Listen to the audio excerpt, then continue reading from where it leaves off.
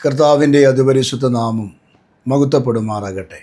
ഒരു പ്രാവശ്യം കൂടെ ഗ്രേസ് ടി വിയിൽ പ്രഭാത സന്ദേശവുമായി നിങ്ങളെ അഭിസംബോധന ചെയ്ത് സംസാരിപ്പാൻ ഇന്ന് രാവിലെയും സ്വർഗത്തിലെ ദൈവം അവസരങ്ങൾ നൽകിയതിനായി 1000 നന്ദി യേശു രാജാവിന് അർപ്പിക്കുകയാണ്. കഴിഞ്ഞുപോയ നാളുകളിൽ ദൈവത്തിൻ്റെ സ്നേഹവും കരുതലും രുചിച്ചറിഞ്ഞ് ആത്മാവിൽ പോരാടി പ്രാർത്ഥിപ്പാൻ ദൈവം നമുക്ക് അവസരങ്ങൾ നൽകി. ചൂടേറിയ മരുഭൂമി യാത്രയിലാണ് നമ്മൾ ഓരോരുത്തരും. പ്രശ്ന സങ്കീർണമായ സാഹചര്യങ്ങളിൽ കൂടെയാണ് നമ്മൾ സ്റ്റെപ്പുകൾ വയ്ക്കുന്നത്. തകർന്നു പോകാമായിരുന്നു, നശിച്ചു പോകാമായിരുന്നു, പക്ഷെ ദൈവം അത് അനുവദിച്ചില്ല.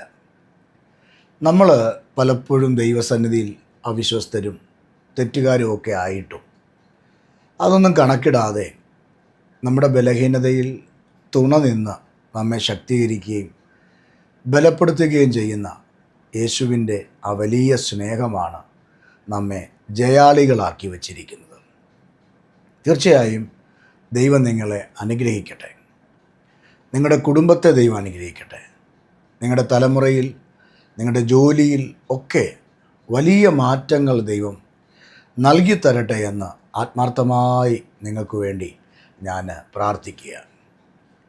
ഇന്നത്തെ ചിന്തയ്ക്ക് വേണ്ടി പരിശുദ്ധ ആത്മാവ് എൻ്റെ പക്കൽ നൽകപ്പെട്ടിരിക്കുന്ന വേദവാക്യം 30-ാം സങ്കീർത്തനം അതിൻ്റെ 11-ാമത്തെ വാക്യമാണ്.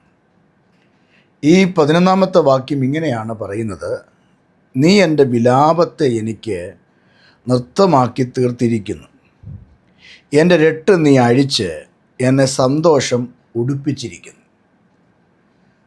ദാവീദിൻ്റെ അനുഗ്രഹിക്കപ്പെട്ട ഒരു വേദവാക്യമാണ് നമുക്കിന്ന് ചിന്തിക്കുവാനായിട്ട് ഇടയാകുന്നത്.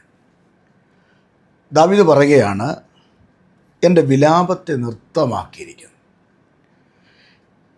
എൻ്റെ രട്ട് അഴിച്ച് എന്നെ സന്തോഷം ഉടുപ്പിച്ചിരിക്കുന്നു. രട്ടിലും വെണ്ണീറിലും ഇരിക്കുക എന്ന് പറയുന്നത് ബൈബിളിൻ്റെ അടിസ്ഥാനത്തിൽ അതിദുഃഖത്തോടെ അതിഭാരത്തോടെ ഇരിക്കുന്ന മേഖലകളെക്കുറിച്ചാണ് കാണാൻ കഴിയുന്നത്. പടിവാതിക്കലിരിക്കുന്ന മൊർദെഖായി രാജകൽപ്പന യഹൂദന്മാർക്ക് വിപരീതമായി യഹൂദന്മാരെയെല്ലാം കൊന്നുകളയാൻ നോക്കുന്നു എന്ന അറിവ് കിട്ടിയപ്പോൾ പട്ടണത്തിൻ്റെ നടുക്ക് പോയി വസ്ത്രം കീറി രട്ടെടുത്തു പ്രാർത്ഥിച്ചു എന്ന്, അല്ലെങ്കിൽ ചാരം വാരി തലയിലിട്ട് പ്രാർത്ഥിച്ചു എന്ന്, കരഞ്ഞു എന്ന്, ആ കരച്ചിൽ അത്യുച്ചത്തിലുള്ള കരച്ചിലാണ് എന്ന് എസ്തേറിൻ്റെ പുസ്തകത്തിൽ നമുക്ക് കാണാൻ കഴിയും. അത്യുച്ചത്തിൽ കരയുക അതൊരു സാധാരണ കരച്ചിലല്ല, അല്ലേ? വലിയ തകർച്ചയിൽ വരുന്ന കണ്ണുനീര്, വലിയ വേദനകൾ അനുഭവിക്കുമ്പോൾ ജീവിതത്തിൽ ചില പിടികൾ വിട്ടുപോകുന്നു എന്ന് തോന്നുമ്പോൾ കരയുന്ന കണ്ണുനീരിൻ്റെ ഒരു ഭാഗമാണ് അത്യുച്ചത്തിൽ കരയുക എന്ന് പറയുന്നത്. ഭർത്താവ് മരിക്കുമ്പോൾ ഭാര്യ കരയുന്നത് അത്യുച്ചത്തിലാണ്. മക്കൾക്ക് അപകടമുണ്ടാകുമ്പോൾ മാതാപിതാക്കൾ കരയുന്നത് അത്യുച്ചത്തിലാണ്. വലിയ പ്രയാസങ്ങൾ വരുമ്പോൾ, അപകടങ്ങൾ വരുമ്പോൾ, ആക്സിഡൻറ്റുകൾ ജീവിതത്തിന് നേരെ കണ്ണിൻ്റെ മുമ്പേ നമ്മൾ കാണുമ്പോൾ കരയുന്നത് അത്യുച്ചത്തിലാണ്.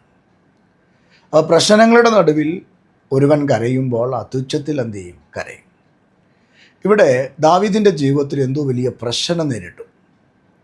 രട്ടുടുത്തിരിക്കേണ്ട ഒരവസ്ഥ ദാവീദിൻ്റെ ജീവിതത്തിൽ കടന്നു വന്നു. സന്തോഷം നഷ്ടപ്പെട്ടു പോയ ഒരു സാഹചര്യം ദാവീദിൻ്റെ ജീവിതത്തിൽ നേരിടേണ്ടി വന്നു. അതുകൊണ്ട് ദാവീദ് പറയുകയാണ്, ദൈവത്തെ നോക്കി പറയുക, നീ എൻ്റെ വിലാപത്തെ നൃത്തമാക്കി തീർത്തു. യഹോവയായ ദൈവത്തോട് ഭക്തനായിരിക്കുന്ന ദാവീദ് പറയുകയാണ്, എനിക്ക് മുമ്പ് നൃത്തം ചെയ്യാൻ ആഗ്രഹമുണ്ടായിരുന്നു, പക്ഷെ കഴിയുന്നില്ല. കാരണം ഞാൻ വാ പൊളിച്ചാൽ കരയും. ഞാൻ ഒന്നിറങ്ങി വന്നാൽ നിലവിളിക്കും. ആ നിലവിളി അത്യുച്ചത്തിലുള്ള നിലവിളിയാണ്. അതുകൊണ്ട് ദാവീദ് പറയുകയാണ്, എൻ്റെ വിലാപത്തെ നീ നൃത്തമാക്കി തീർത്തു. ഒരിക്കൽ ദാവീദിൻ്റെ കുഞ്ഞ് മരിക്കത്തക്ക രോഗം പിടിച്ചു. ദാവീദ് കൊട്ടാരത്തിൽ പ്രാർത്ഥിക്കാനും ഉപവസിക്കാനും ഒക്കെ തുടങ്ങി. പഴയ നിയമത്തിൽ കാണുന്ന ഇങ്ങനെയാണ്, ദാവീദ് ആഹാരം വെടിഞ്ഞ് ആഹാരം കഴിക്കാതെ ദൈവത്തിൻ്റെ സന്നിധിയിൽ നിലമ്പാട് വീണ് ദിവസങ്ങൾ കരഞ്ഞു. നിലമ്പാട് വീണ് കരഞ്ഞു. എന്തിനാ കരഞ്ഞ്? തൻ്റെ കുഞ്ഞ് മരണത്തിൽ നിന്ന് തിരിച്ചു വരണം, രോഗസൗഖ്യം ഉണ്ടാകണം. ഒരപ്പൻ്റെ വേദനയാണ് കേട്ടോ, രാജാവിൻ്റെ വേദനയല്ല. ഒരപ്പൻ മകൻ എന്ന ബന്ധത്തിൽ കുഞ്ഞിന് പറ്റിയ ഒരു പ്രയാസം അപ്പന് താങ്ങാൻ കഴിയാതെ വന്നപ്പോൾ അപ്പൻ്റെ വേദനയാണ്. നിലമ്പാട് വീണ് എന്ത് ചെയ്തു? ദൈവസന്നിധിയിൽ പട്ടിണി കിടന്ന് പ്രാർത്ഥിച്ചു, പട്ടിണി കിടന്ന് നിലവിളിച്ചു, പട്ടിണി കിടന്ന് ദൈവത്തിൻ്റെ മുഖത്തേക്ക് എന്ത് ചെയ്തു? നോക്കി. അപ്പോൾ ഈ ദാവീദിൻ്റെ മുമ്പിൽ വന്ന വാർത്ത അത്ര സുഖകരമല്ലായിരുന്നു, രസകരമല്ലായിരുന്നു. ആ വാർത്ത കരളലിയിപ്പിക്കുന്ന വാർത്തയായിരുന്നു, ഹൃദയം പൊട്ടിപ്പോകുന്ന ഒരു വാർത്തയായിരുന്നു. കാരണം താൻ ആർക്കു വേണ്ടി കരഞ്ഞോ, ആർക്കു വേണ്ടി നിലമ്പാട് കിടന്നോ, ആർക്കു വേണ്ടി പട്ടിണി കിടന്ന് പ്രാർത്ഥിച്ചോ, ആ വ്യക്തി അല്ലെങ്കിൽ തൻ്റെ കുഞ്ഞ് മരിച്ചുപോയി എന്ന വാർത്തയാണ് താൻ കേൾക്കുന്നത്. ആ സമയം വേദപുസ്തകത്തിൽ കാണുന്ന ദാവീദ് എഴുന്നേറ്റ് പിന്നീട് കരഞ്ഞില്ല, പിന്നെ പട്ടിണി കിടന്നില്ല, പിന്നെ ഉപവസിച്ചില്ല, പിന്നെ പ്രാർത്ഥിച്ചില്ല. ആളുകളെല്ലാം ചിന്തിച്ചത് ദാവീദ് ഈ വാർത്ത അറിയുമ്പോൾ പൊട്ടിപ്പോകുമെന്നാണ്. പക്ഷെ പ്രതീക്ഷയോടും പ്രത്യാശയോടും കൂടെ ദാവീദ് എഴുന്നേറ്റു, തൻ്റെ കിടക്കയിൽ നിന്ന് എഴുന്നേറ്റു. തന്നോട് എഴുതിയിരിക്കുന്നത് ഇങ്ങനെയാണ്: എഴുന്നേറ്റ് കുളിച്ച് ആഹാരം കഴിച്ച് സന്തോഷത്തോടു കൂടെ ഇരുന്നു. അപ്പോൾ കുറേ ന്യായമായ ചോദ്യം അവിടെ ഉയരുകയാണ്. എന്തുകൊണ്ട് ദാവീദ് അങ്ങനെ ചെയ്തു? ഈ കുഞ്ഞിനെ ഇത്രത്തോളം ഈ ദാവീദ് സ്നേഹിച്ചതാണ്. അതുകൊണ്ടാണ് ആഹാരം പോലും വെടിഞ്ഞെന്ത് ചെയ്ത് കുഞ്ഞിനെ തിരികെ കിട്ടണമെന്ന സന്തോഷം കിട്ടാൻ വേണ്ടി പ്രാർത്ഥിക്കുകയാണ്. പക്ഷെ പ്രാർത്ഥന വിഫലമായിപ്പോയി. പ്രാർത്ഥനയ്ക്ക് കിട്ടേണ്ട മറുപടി കിട്ടേണ്ടതുപോലെ കിട്ടാതെ വന്നു. അവിടെ മരണം സംഭവിച്ചപ്പോൾ ദാവീദ് എഴുന്നേറ്റ് കുളിച്ചു ഭക്ഷണം കഴിച്ചെങ്കിൽ ദാവീദിനോട് ചോദ്യം ചോദിക്കാം: എന്തുകൊണ്ട് നിനക്കിത് സാധിക്കുന്നു? മുമ്പേ നീ കരഞ്ഞവനാ, നിലവിളിച്ചവനാ, പട്ടിണി കിടന്നവനാ, ഇപ്പോൾ എന്താ ഇങ്ങനെ? ദാവീദ് അവിടെ പറഞ്ഞൊരു പദമുണ്ട്: ഇനിയും അവൻ എന്നെ വന്ന് കാണാനായിട്ട് പറ്റത്തില്ല, പക്ഷേ എനിക്കൊരു പ്രത്യാശയുണ്ട്, ഞാൻ അവനെ ചെന്ന് കാണും. അത് ദാവീദിൻ്റെ പ്രത്യാശയാണ്, ഞാൻ അവനെ ചെന്ന് കാണും. അതേപോലെ അത്യുച്ചത്തിൽ നിലവിളിച്ച ദാവീദ് ദൈവത്തോട് പറയുക: നീ എൻ്റെ വിലാപത്തെ എന്തു ചെയ്തു? നൃത്തമാക്കി തീർത്തു. ഇന്ന് രാവിലെ ഈ സന്ദേശം കേൾക്കുന്ന എൻ്റെ പ്രിയപ്പെട്ട സഹോദരങ്ങളോട് ഞാൻ ശാന്തമായ അന്തരീക്ഷത്തിൽ ചോദിക്കുകയാണ്. നിങ്ങളുടെ മുമ്പിലുള്ള ചില വിലാപങ്ങളുണ്ടല്ലോ, എന്തിനാണ് നിങ്ങൾ വിലപിക്കുന്നത്? അത് നിങ്ങൾക്കറിയാം. ഒരുപക്ഷെ നിങ്ങളുടെ വീടിനകത്ത് 4 ആൾ ഒതുങ്ങുന്ന നിൻ്റെ കൊച്ചു കുടുംബത്തിനകത്ത് മാത്രം ഒതുക്കി വെച്ച് നിങ്ങൾ കരയുകയായിരിക്കും. രാവിലെയും ഉച്ചയ്ക്കും വൈകിട്ടും ദൈവസന്നിധിയിൽ നിലവിളിക്കുകയും ചുമ്മാതിരുന്ന് പിച്ചുമ്പയൊക്കെ പറഞ്ഞ് ഈ വിഷയത്തിൽ നിങ്ങൾ ഭാരപ്പെടുകയായിരിക്കും.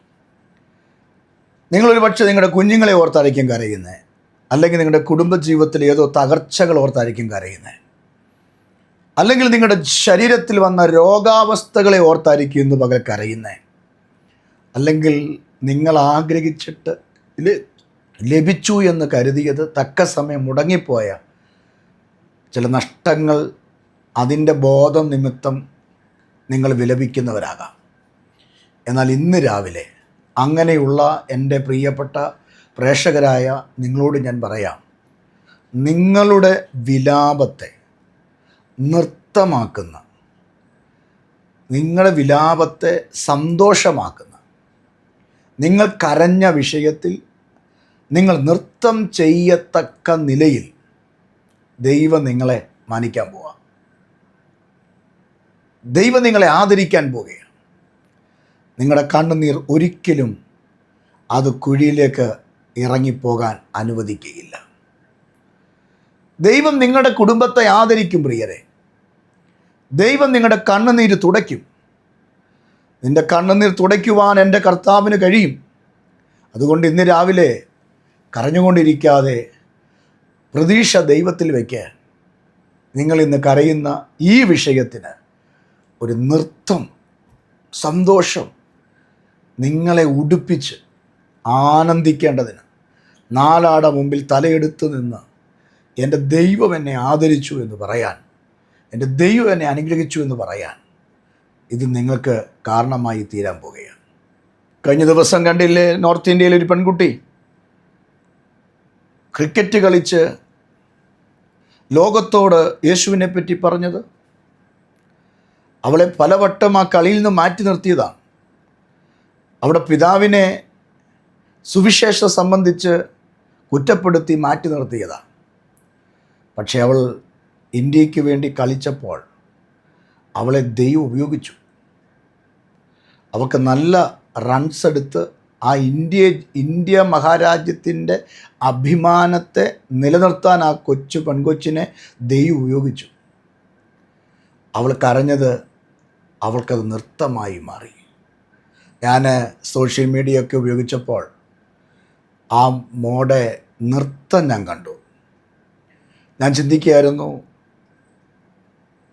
ആ വർഷങ്ങൾ കഴിഞ്ഞ നാളുകൾ അവൾ കരഞ്ഞ, അവൾ വേദനിച്ച, മീഡിയകളൊക്കെ അവളെ കുറ്റപ്പെടുത്തിയ സാഹചര്യത്തിൽ, മുമ്പുള്ള കളിയിൽ നിന്ന് അവളെ മാറ്റി നിർത്തിയ മേഖലയിൽ, അവളെ തീവ്രവാദി എന്ന് പറഞ്ഞ് സീൽ ചെയ്യപ്പെട്ട മേഖലയിൽ ആ പെൺകൊച്ചിന് വേണ്ടി ദൈവം ഒരു റിസൾട്ട് കൊടുത്തപ്പോൾ അവിടെ വിലാപത്തെ അഴിച്ച് ദൈവം അവൾക്ക് നൃത്തം ചെയ്യാൻ അവസരം കൊടുത്തെങ്കിൽ, ഞാൻ ഇന്ന് രാവിലെ നിങ്ങളോട് പറയാം, നിങ്ങളുടെ തലമുറയിലും നിങ്ങളുടെ കുടുംബജീവിതത്തിലും നിങ്ങളുടെ ആത്മീയ മേഖലകളിലും ഭൗതിക മണ്ഡലങ്ങളിലും നിങ്ങൾക്കും ഒരു നൃത്തം ചെയ്യേണ്ട ദിവസം വരുന്നുണ്ട്.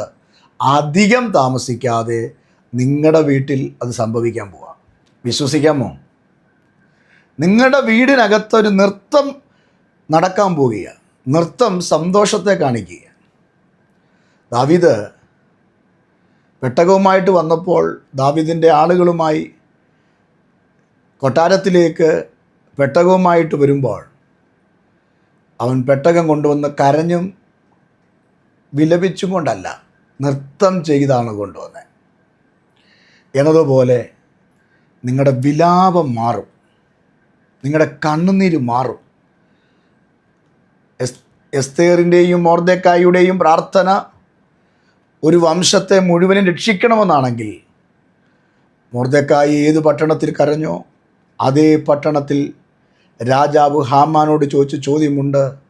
രാജാവ് മാനിപ്പാനിരിക്കുന്ന പുരുഷനെ എന്തൊക്കെ ചെയ്യണം?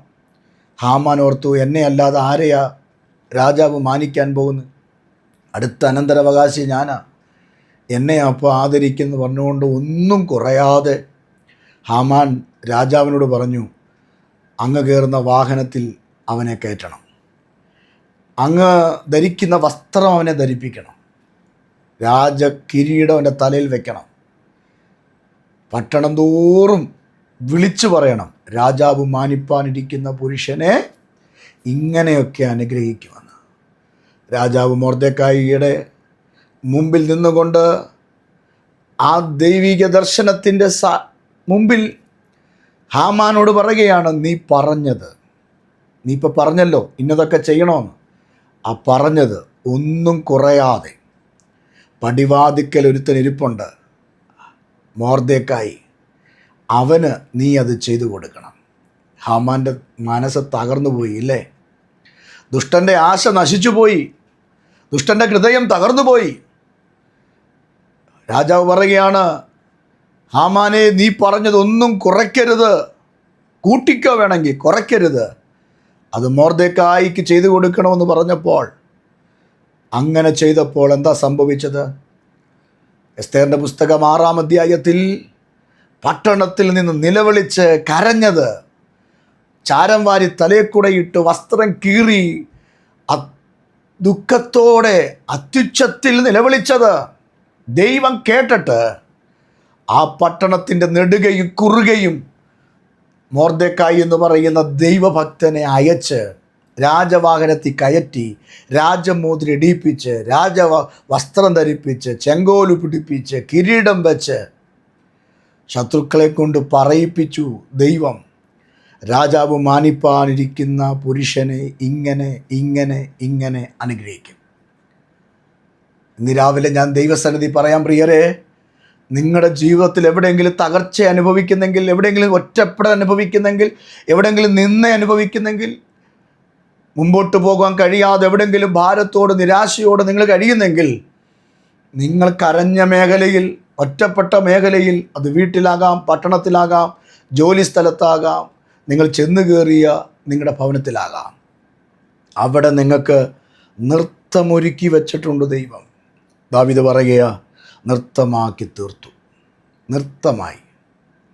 അവിടെ വിലാപം വഴി മാറിയപ്പോൾ അവിടെ സന്തോഷം വന്നു. കരച്ചിലുള്ള വീട്ടിൽ നൃത്തമില്ല, ഇല്ലേ? ഒരു വീട്ടിൽ മരണം സംഭവിച്ചാൽ അവിടെ എന്തില്ല? നൃത്തമില്ല. പക്ഷെ ഒരു കല്യാണ വീട്ടിൽ എന്തുണ്ട്? നൃത്തമുണ്ട്. അപ്പം മരണതുല്യമായി തകർന്നു കിടക്കുന്ന സാഹചര്യത്തിൽ നിന്ന് വിവാഹം പോലെയുള്ള സന്തോഷം നിറഞ്ഞ വീട്ടിലേക്ക് കൈക്ക് പിടിച്ച് കയറ്റുന്ന ഒരു പ്രതീകമാണ് ഇവിടെ കാണുന്നത്. കരഞ്ഞുകൊണ്ടിരുന്ന വ്യക്തിയെ സന്തോഷം മുടിപ്പിച്ചപ്പോൾ എഴുന്നേറ്റ് നിന്ന് ചാടി ദൈവത്തെ എന്ത് ചെയ്യുക? മഹത്വപ്പെടുത്തുക. നിങ്ങൾ ഓർത്ത് നോക്കിക്കേ, നിരാശപ്പെട്ട് തകർന്ന് കരഞ്ഞുകൊണ്ടിരിക്കുന്നൊരു വ്യക്തി പെട്ടെന്ന് ചാടി എഴുന്നേറ്റ് നൃത്തം ചെയ്യുക എന്ന് പറഞ്ഞാൽ അതിനകത്തൊന്നൊരു സംഭവമാണ്, അല്ലേ? ഇവിടെ ദാവീദിന് സംഭവിച്ചു. കരഞ്ഞുകൊണ്ടിരുന്ന വിഷയത്തിൽ മറുപടി കിട്ടിയപ്പോൾ, വിലാപത്തെ നൃത്തമാക്കി ദൈവം തീർത്തപ്പോൾ, അവൻ രട്ടഴിച്ച് ദാവീദിനെ സന്തോഷം ഉടുപ്പിച്ചു. സന്തോഷം വസ്ത്രം ഉടുക്കുന്നത് പോലെ അവൻ സന്തോഷം ഉടുപ്പിച്ചു ദൈവം. അപ്പോൾ ദാവീദിന് എന്തില്ലായിരുന്നു? സന്തോഷമില്ലായിരുന്നു. ചില വിഷയത്തിൽ ദാവീദ് തകർന്നിരിക്കുകയായിരുന്നു. എന്നതുപോലെ നിങ്ങൾ ചില വിഷയത്തിൽ സന്തോഷിച്ചിട്ട് എത്ര നാളായി? ചിലർ പറയാറുണ്ട്, ദൈവദാസനെ ഞാൻ ഇന്ന് ചിരിച്ചിട്ട് എത്ര നാളായി? എൻ്റെ കുഞ്ഞുങ്ങളുടെ കൂടെ ഇരുന്ന് ഒരു ആഹാരം കഴിച്ചിട്ട് എത്ര നാളായി? ഒരു സെലിബ്രേഷനിൽ പങ്കെടുത്തിട്ട് എത്ര നാളായി? 4 പേര് കൂടി നിൽക്കുന്ന ഇടയിൽ നിന്നിട്ട് എത്ര നാളായി? ഈ വീടിനകത്ത് ഒറ്റപ്പെട്ട്, ഈ റൂമിനകത്ത് ഒറ്റപ്പെട്ട് ഞാൻ കിടക്കുകയാണ്. ചില ദിവസങ്ങൾക്ക് മുമ്പ് മല്ലപ്പള്ളിയിൽ നിന്നൊരു സഹോദരി വിളിച്ചിട്ട് എന്നോട് ഇങ്ങനെ പറഞ്ഞു, എൻ്റെ ഭർത്താവ് ജയിലിലാണ്, ഞാൻ എൻ്റെ വീട്ടിലാണ്. എൻ്റെ ഭർത്താവ് ജയിലിൽ കിടക്കുന്ന പോലെയാണ് ഞാനും എൻ്റെ വീട്ടിൽ കിടക്കുന്നേ. കാരണം പുറത്തിറങ്ങാൻ പറ്റുന്നില്ല. വിരൽ ചൂണ്ടി ആൾക്കാർ ക്വസ്റ്റ്യൻ ചോദിക്കുക, നിന്ദിക്കുക, പരിഹസിക്കുക, അപമാനിക്കുക. ഞാനൊരു റൂമിനകത്ത്, വീടിനകത്ത് എന്ത് ചെയ്യുക? ഒറ്റപ്പെട്ട് കിടക്കുക. സന്തോഷം നഷ്ടപ്പെട്ട സഹോദരങ്ങളെ, ഞാൻ ഇന്ന് രാവിലെ ആത്മാവി പറയാം, നീ യേശുവിൻ്റെ സന്നിധിയിൽ നിന്ന് മുട്ടുകുത്തി നിൻ്റെ വീടിനകത്തിരുന്ന് പ്രാർത്ഥിച്ചു നോക്കിക്കേ. വിലാപ തുല്യമായ നിൻ്റെ ഭവനത്തിനകത്ത് ഉത്സവത്തിൻ്റെ പ്രതീകമാക്കിയെടുക്കാൻ യേശു അപ്പായിക്ക് കഴിയും. നിങ്ങൾ കരഞ്ഞ ഏങ്ങലടിച്ച ഹൃദയം പൊട്ടിയ വിഷയത്തിന് ദിവസങ്ങൾക്കുള്ളിൽ മറുപടി തന്ന് നഷ്ടപ്പെട്ടു പോയ നിൻ്റെ കുഞ്ഞിനെ മടക്കിത്തരാൻ, ഭർത്താവിനെ മടക്കിത്തരാൻ, സന്തോഷം മടക്കിത്തരാൻ, ജോലി മടക്കിത്തരാൻ, ആരോഗ്യം മടക്കിത്തരാൻ എൻ്റെ ദൈവം ശക്തനാണ് എന്ന് ഞാൻ പറഞ്ഞാൽ എത്ര പേര് ആമേൻ പറഞ്ഞ് ഈ ദൂതിനെ ഏറ്റെടുക്കും ഇന്ന് പകൽ? അതുകൊണ്ട് ഒരിക്കലും നിങ്ങൾ എന്ത് ചെയ്യണ്ട? നിരാശപ്പെടേണ്ട. സങ്കടങ്ങൾക്ക് ഉടനെ ഒരു പരിഹാരമുണ്ട്. ഉടനെ ഒരു പരിഹാരമുണ്ട്. എങ്ങനെ?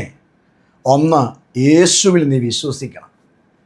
അവനെ കൈക്കൊണ്ട് അവൻ്റെ നാമത്തിൽ വിശ്വസിക്കുന്ന ഏത് മനുഷ്യനും രക്ഷിക്കപ്പെടും, അല്ലെങ്കിൽ രക്ഷപ്പെടും. നിനക്ക് രക്ഷപ്പെടണമെങ്കിൽ, ഈ ഭൂമിയിൽ നിനക്ക് സന്തോഷം നിലനിൽക്കണമെങ്കിൽ, നിനക്ക് സമാധാനം ഉണ്ടാകണമെങ്കിൽ, യേശുവിനെ നിൻ്റെ രക്ഷിതാവും രക്ഷകനുമായി സ്വീകരിക്കണം. ഹൃദയം കൊണ്ട് വിശ്വസിച്ചിട്ട് വാ കൊണ്ട് നീ ഏറ്റുപറയണം. ഒന്ന്, യേശുവിനെ സ്വീകരിക്കുക. 2, പ്രാർത്ഥിക്കുക. നിൻ്റെ സന്തോഷം പൂർണ്ണമാകണമെങ്കിൽ നീ പ്രാർത്ഥിക്കണം, ദൈവസന്നിധി പ്രാർത്ഥിക്കണം. കുടുംബ പ്രാർത്ഥനയ്ക്ക് പോലും ഇരിക്കാത്ത എത്ര കുടുംബങ്ങളുണ്ട്. മാറിയിരുന്ന് കരയാത്ത, പ്രാർത്ഥിക്കാത്ത എത്ര പേരുണ്ട്. ക്രിസ്ത്യാനിയാണെന്ന പേര്, പക്ഷേ പ്രാർത്ഥന ജീവിതത്തിൽ ഇല്ലാത്ത എത്ര പേര് നമുക്ക് ചുറ്റുമുണ്ട്. നിങ്ങളുടെ വീടിനകത്തെ അനർത്ഥം വഴി നിൽക്കുമ്പോൾ അതിനകത്തൊരു വിടുതൽ കിട്ടാനുള്ള വഴി ഞാൻ പറഞ്ഞു തരികയാണ്. പ്രാർത്ഥന ആവശ്യമാണ്. കരയണം, ദൈവത്തോട് പ്രാർത്ഥിക്കണം, ദൈവസ്ഥൻ നിങ്ങളുടെ സങ്കടങ്ങൾ പകരണം, ദൈവത്തോട് പറയണം, ഈ വിഷയത്തിൽ എനിക്ക് ഒന്നും ചെയ്യാൻ പറ്റത്തില്ല, ഞാൻ തകർന്നിരിക്കുക, എനിക്ക് അവിടുത്തെ ബലം വേണം, അവിടുത്തെ ശക്തി വേണം, അവിടുത്തെ കൃപ എനിക്ക് വേണം. ഒന്ന് പ്രാർത്ഥിച്ചു നോക്കിക്കേ. യേശുവിൽ വിശ്വസിക്കുക, യേശുവിനോട് പ്രാർത്ഥിക്കുക, യേശുവിൻ്റെ കൽപ്പന അനുസരിക്കുക, യേശുവിൻ്റെ വഴി നടക്കുക. ഈ 4 കൂട്ടം കാര്യങ്ങൾ നിങ്ങൾ ചെയ്താൽ നിങ്ങളുടെ ദുഃഖം മാറുക മാത്രമല്ല, നിങ്ങളുടെ വിലാപ ഭവനം നൃത്തമുള്ള ഉത്സവമുള്ള ഭവനമായി മാറ്റും. നിൻ്റെ 8 ദൈവം അഴിച്ചു കളഞ്ഞിട്ട് രട്ടുടുത്തിരിക്കുന്ന നിന്നെ സന്തോഷത്തിൻ്റെ പുതപ്പ് കൊണ്ട് പുതയ്ക്കും. സന്തോഷത്തിൻ്റെ ഒരു അനുഭവം നിങ്ങൾക്ക് തരും. നിങ്ങളുടെ കുടുംബം അനുഗ്രഹിക്കപ്പെടും. നിങ്ങളുടെ കുടുംബത്തിൽ നന്മ വർദ്ധിച്ചു വരും. നിങ്ങൾ നാൾക്ക് നാൾ ഉയർച്ച പ്രാപിക്കും. നഷ്ടങ്ങളെ ദൈവം മാറ്റും. സങ്കടങ്ങളെ ദൂരെ വലിച്ചെറിയും. നിങ്ങൾ ഫ്രീ ആകും. നിങ്ങൾ യേശുവിന് വേണ്ടി ജീവിക്കുക. കർത്താവ് നിങ്ങളെ മാനിക്കും. ഞാൻ നിങ്ങൾക്ക് വേണ്ടി പ്രാർത്ഥിക്കട്ടെ. എൻ്റെ കൂടെ ചേർന്നൊരു വാക്ക് ഇന്ന് രാവിലെ പ്രാർത്ഥിക്കാമോ? ഞാൻ നിങ്ങൾക്ക് വേണ്ടി പ്രാർത്ഥിക്കാം. പ്രാർത്ഥന കൊതിക്കുന്ന ഒത്തിരി പേരുണ്ടെന്ന് എനിക്കറിയാം. പ്രാർത്ഥന ആവശ്യമുള്ള ഒത്തിരി പേര് ഇന്ന് രാവിലെ നിങ്ങൾക്ക് വേണ്ടി, നിങ്ങളുടെ സങ്കടം മാറാൻ വേണ്ടി, നാളുകൾ കൊണ്ട് നിങ്ങളുടെ ഹൃദയത്തെ ഭരിക്കുന്ന, നിങ്ങളുടെ ഹൃദയത്തെ കീഴ്പ്പെടുത്തുന്ന ദുഷ്ടശക്തിയിൽ നിന്ന്, സങ്കടത്തിൽ നിന്ന് നിങ്ങളെ വിടുവിക്കാൻ വേണ്ടി ഞാൻ നിങ്ങൾക്ക് വേണ്ടി പ്രാർത്ഥിക്കാം. കർത്താവേ, ഞങ്ങൾക്ക് നൽകിയ നല്ല വചനത്തിനായി സ്തോത്രം. പലപ്പോഴും ഞങ്ങൾ സന്തോഷം അനുഭവിക്കാൻ കഴിയാതെ സങ്കടങ്ങൾ, കർത്താവെ, പുതപ്പ് പുതയ്ക്കുന്നത് പോലെ സങ്കടങ്ങൾ പുതച്ച് നടക്കുന്നവരാണ് ഞങ്ങൾ. എന്നാൽ രട്ടഴിച്ച് ഞങ്ങളെ സന്തോഷം ഉടിപ്പിക്കുമെന്ന് ഇന്ന് രാവിലെ ദൈവം കേൾപ്പിച്ചല്ലോ. മൊർദെഖായിയുടെ കണ്ണുനീരിന് ദൈവം മറുപടി കൊടുത്തിട്ട് ആ പട്ടണത്തിൽ ദൈവം അവനെ മാനിച്ചതുപോലെ ഈ മക്കളെ കർത്താവ് മാനിക്കണേ. ഈ ജനത്തെ ദൈവം വിടുവിക്കണമേ. ദൈവ പദ്ധതി കൊണ്ടും കൃപ കൊണ്ടും ശക്തി കൊണ്ടും ദൈവം ഇവരെ ആദരിക്കുകയും മാനിക്കുകയും ശക്തീകരിക്കുകയും ചെയ്യണമേ. അവിടുത്തെ ഗിതമനുസരിച്ച് ജീവിപ്പാൻ, അവിടുത്തെ കൃപയനുസരിച്ച് ജീവിപ്പാൻ സ്വർഗത്തിലെ ദൈവം കാരണമാക്കി തീർക്കണം എന്ന് ദൈവത്തോട് പ്രാർത്ഥിക്കുന്നു. പിതാവേ, രോഗികൾക്ക് വേണ്ടി പ്രാർത്ഥിക്കുന്നു, കടഭാരമുള്ളവർക്ക് വേണ്ടി പ്രാർത്ഥിക്കുന്നു, സങ്കടപ്പെടുന്നവർക്ക് വേണ്ടി പ്രാർത്ഥിക്കുന്നു, കഷ്ടം അനുഭവിക്കുന്നവർക്ക് വേണ്ടി പ്രാർത്ഥിക്കുന്നു. ഇന്ന് രാവിലെ ഇവരുടെ കുടുംബജീവിതത്തിൽ ദൈവത്തിൻ്റെ വലിയ വിടുതലുണ്ടാകാൻ കർത്താവ് സഹായിക്കണേ. 34-ാം സങ്കീർത്തനം 18-ാം വാക്യത്തിൽ വായിക്കുന്ന പോലെ ഹൃദയം നുറുങ്ങിയവർക്ക് യഹോവ സമീപസ്ഥനാണല്ലോ, മനസ്സ് തകർന്നവരെ നീ രക്ഷിക്കുന്നല്ലോ. അതേ കർത്താവേ, ഞങ്ങൾ മനസ്സ് തകർന്നിരിക്കുമ്പോൾ നീ ഞങ്ങൾക്ക് രക്ഷകനായി, ഞങ്ങളുടെ ഹൃദയം നുറുകിയിരിക്കുമ്പോൾ നീ ഞങ്ങൾക്ക് സമീപസ്ഥനായി, ഞങ്ങളുടെ കൂടെയുള്ളതിനായി സ്തോത്രം. ഈ ജനത്തെ ഞാൻ അനുഗ്രഹിക്കുന്നു. ഈ സന്ദേശം ഇവരെ ആശ്വസിപ്പിക്കട്ടെ, ബലപ്പെടുത്തട്ടെ. ദൈവകൃപ കൊണ്ട് കർത്താവ് നിറയ്ക്കട്ടെ. യേശുവിൻ നാമത്തിൽ തന്നെ ആമേൻ. ദൈവം നിങ്ങളെ അനുഗ്രഹിക്കും. സങ്കടങ്ങളിൽ നിന്ന് പരിഹാരം ഉടൻ ദൈവം നിങ്ങൾക്ക് തരും. യേശുവിൽ വിശ്വസിക്കുക, യേശുവിനോട് പ്രാർത്ഥിക്കുക, യേശുവിൻ്റെ കൽപ്പന അനുസരിക്കുക, യേശുവിൻ്റെ വഴിയിൽ നടക്കുക. ഈ 4 കൂട്ടം കാര്യങ്ങൾ നിങ്ങൾ ചെയ്യുമ്പോൾ നിങ്ങളുടെ സങ്കടങ്ങൾ പറന്നു പോകും. പൊടി പറന്നു പോകുന്നത് പോലെ നിങ്ങളിൽ നിന്ന് സങ്കടങ്ങൾ പറന്നു പോയിട്ട് നിങ്ങൾക്ക് ബലവും സൗഖ്യവും സന്തോഷവും സമാധാനവും യേശു നിങ്ങൾക്ക് നൽകും. ഞങ്ങൾ അനുഭവിക്കുന്നതുകൊണ്ട് പറയുക, ഈ സമാധാനം നിങ്ങൾക്കും കിട്ടും. ദൈവം നിങ്ങളെ അനുഗ്രഹിക്കട്ടെ.